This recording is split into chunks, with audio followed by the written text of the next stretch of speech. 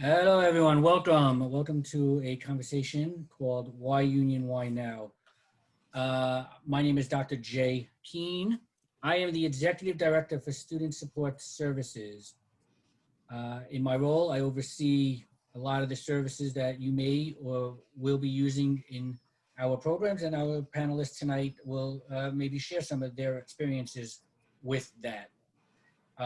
And I can always go into more detail on what each of our services are at another time. But tonight we don't have a conversation about why union, why now.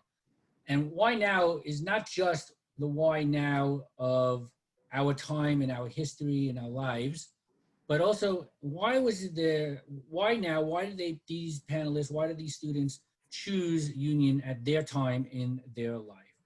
So before I actually introduce each of them, I want to do a little housekeeping. You are all entered and on mute. And hopefully at the end, we may have some time for questions where you'll be able to go off mute and we'll be able to converse with each other as well. In the meantime, if you have questions, feel free to use the group chat, and we can talk through that, and if any questions that we can ask anyone, we will be able to use the chat for that. So with that, let me get you to the panelists. The panelists consist of students, alumni, and faculty. These are people who have experienced our program or are experiencing our program. And I wanted to be able to present to you tonight from their perspective. I want you, students or incoming students, inquiries, people who might be interested, people who have been in the program already. I want to hear from your peers, from students who have gone through the program, about why union, why now. It's going to be a nice, informal kind of conversation. We will have 4 panelists. We have 3 on currently, and 1 will be joining us shortly. So let me introduce you to the ones that we have currently on. First, we have Mr. Christopher Pyle. Christopher is actually a double alumnus of Union. He had received his bachelor's degree in humanities, as well as a master's in science of organizational leadership. Then we have Miss Amy Bryant. Miss Amy Bryant is actually a current student in our PhD program. She is going with a concentration in education studies. She's also doing our MLK specialization and also receiving a certificate in executive leadership. So she's busy, and we'll discuss all of that as well. I'd also like to welcome to our panel Dr. Thomas Frederick.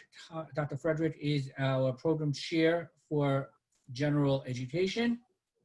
And so he will be representing the faculty this evening. Like I said, we may be having one more panelist join us in a few minutes. As you know, there's stuff going on in the world, and she actually is a police officer, an alum of our Bachelor's in Criminal Justice Management program. And so with that, even though she was not on call tonight, there are things that do come up, and we appreciate her work, and hopefully she'll still be able to join us and join the conversation. So with that said, let's jump right into it. Okay, for the panel, I want you to tell us your story, your current job, your family, but also your story. What made you say you wanted to complete your degree? And why now? Why was that moment? What was that moment that got you to say, I'm going to return to school? And then what was the benefit, or what was attractive to be doing it online, right? And lastly, in this group of questions, if you can answer them all together, once you decided to say, now is my time, now is the perfect opportunity, I'm going to go back, it's going to help for you, whatever the reason was, and please tell me your story. And then you said, all right, online is beneficial for me, right? Or majority online. Some of our programs do have residencies. But why choose Union? And how did you find out about us? What came to go about that? So with that question, or shall I say questions out there, let's start with Mr. Pyle. If you can go ahead and tell us your story.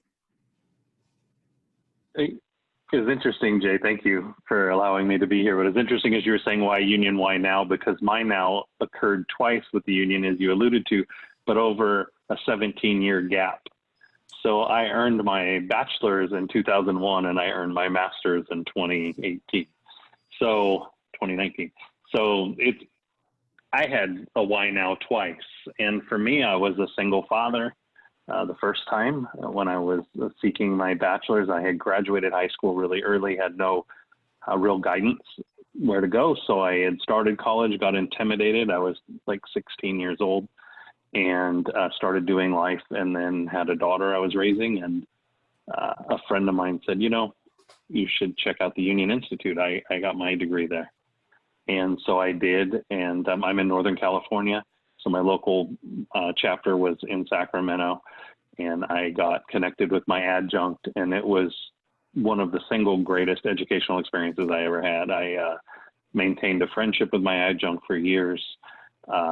He was such a mentor. The things that you're able to do in a virtual or, stopping in on a campus on occasion when you're in the virtual environment are unlike other opportunities that you might have in a in-classroom setting or a larger in-classroom setting, especially where perhaps you have an undergrad teaching or whatnot. We took field trips together to libraries, to bookstores, and I'm literature major, humanities the first time. So exposed me to a lot of different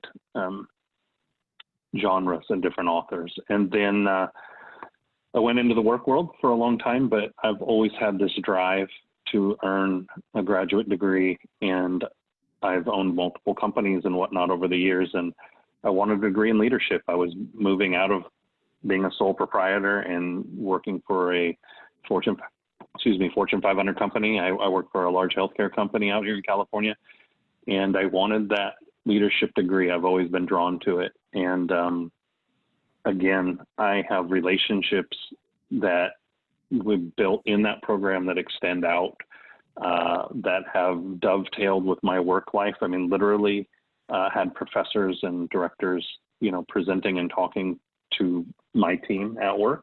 And here I am, sitting here with the Union, post graduation. So I found it challenging. I enjoy the flexibility, and it worked for me being a single parent. And then 14 years later, I was a single parent again. So now I have a 12-year-old. So I did it both times. It worked perfectly for my lifestyle. So that's a little bit of my story and why here and why now.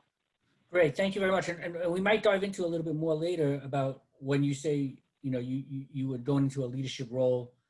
We'll talk more about what you do and how your degree actually helped you with your job.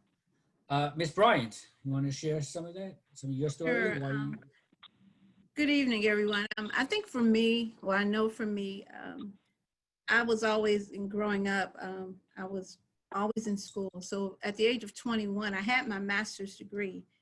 And my family, my father was ill. And so both parents became ill. I became a caregiver. And so I went into the K through 12, working in that arena of education.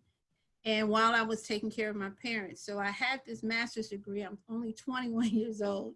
And so needed to build that experience up. But at the same point in time, I'm taking care of my parents. And so I did that for a number of years. I never really thought I would find myself going back to school, anytime soon, because I had a lot on my plate. And time passed. And still continue to work in education. My father passed first, and then I took care of my mom, and then when she passed, it was at that time that I decided that I needed to make a move. I'm originally from Chicago, Illinois, born and raised on the south side of Chicago. And so 4 years ago, I decided that I was going to pick up and move, and I moved across country. Moved across country not knowing anybody. And ended up, so to speak, at Union, and did not know. When I came here, I had no idea what was waiting for me or the great things that were waiting for me. And I came in and I interviewed, and Union was the first job, and it's been the only job I've had since I've been here. So you find out I came in and got into management. And as I'm in management, I knew, you're learning about all these different programs, but what I really loved was getting to meet some of the instructors and seeing how real they were and how the relationship between the students and the instructors were. And so it was when about what now it's been about a year and a half, almost 2 years ago, I was approached and stated, Amy, did you ever think about getting your doctorate? And I said, well, I thought about it, but I need to get my, everything lined up. I don't know what I needed to get prepared, but I needed to get everything for what I thought it should look like. What I learned is that you're never, ever really ready. You just need to get in there and do it. And so you feel, now you go a year and a half later, I'm in the middle. I'm about to start the literature review part of my dissertation. And so I cannot, at this point in my life, I almost feel like I'm living my best life because I'm able to reach, this dream that I wanted. I feel in my life for the career that I want, that I need in order to make the advancements that I want as a woman, as an African-American woman. And so I'm excited about where I am right now. Mm-hmm. Great. Great. And I think I heard in both of your responses, aspects of family driving you to actually go further, but also grow further in a specific way that you were able to do it flexible wise and being able to manage. And we'll talk a little bit more about that. And I'm also going to want to talk about that, now that you chose Union and you've been here, right? And Christopher, you've graduated. Amy, you're going through the program. But what might have not worked so well in making this decision? What were the challenges? So we'll get back to that in a little bit. But first I want to turn to Dr. Frederick. And I want to hear your story. What brought you to Union? What you're coming from a different perspective. You didn't come to us to pursue a degree, but you came to be a faculty member and a program chair. And also, what did you know about Union, the history of us being in distance education, and how much of that, played in your decision to come work for Union? I think I came to Union the way most professors at Union come, and that's through the workforce. I was a assistant principal and principal in the local school system, teacher principal, assistant principal in the school system for 40 years. One time I got some student teachers into my school, and they were the best that I've ever had. And I went and talked to them, and I found out that there was something different about a Union student, and it was that Union students come with experience. Union has never been a university for the high school student to jump right in. We very rarely have the 20-year-old. We have the 30, the 35, the 40-year-old who went out in the field and is a paraprofessional in the school, or a police officer in the force, or working in social work. So our people are coming back to college after they've had their family, after they've begun a career, and they're looking to advance their career.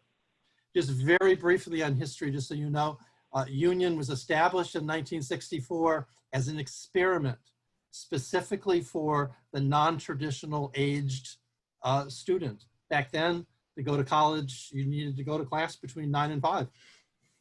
And you needed to go with the 18, 19, 20, 21-year-olds.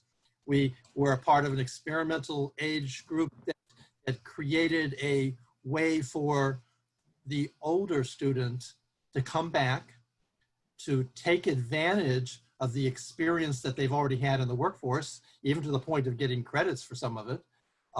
And that's been our niche, and it's our niche to this day. We focus on the student who started and did not complete and who's coming back. And we've developed strategies to help you as you balance life, family, job, and school.